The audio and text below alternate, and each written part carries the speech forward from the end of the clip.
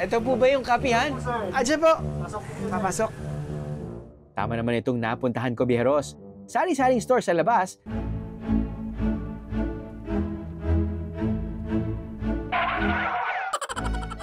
Pero aesthetic na coffee shop naman pala sa loob. Pero wait, parang bawal mag-ingay dito ah.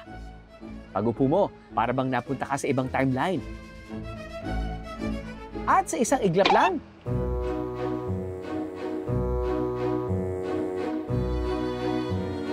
kung wala lang eksama mga kabataan ito hindi sana sama-sama tayong chumichibog. Pati pagkain nila rito, extra ang presentation ha? Sino ba ang may pakana nito? Nag-come up kami with this kind of concept. Hindi siya usual na cafe. This is the first time na may speakeasy cafe in Cagayan de Oro. So, we decided to bring it here. Hango ang konsepto ng speakeasy sa mga bar na iligal na nagbibenta ng inumin noong 1920s.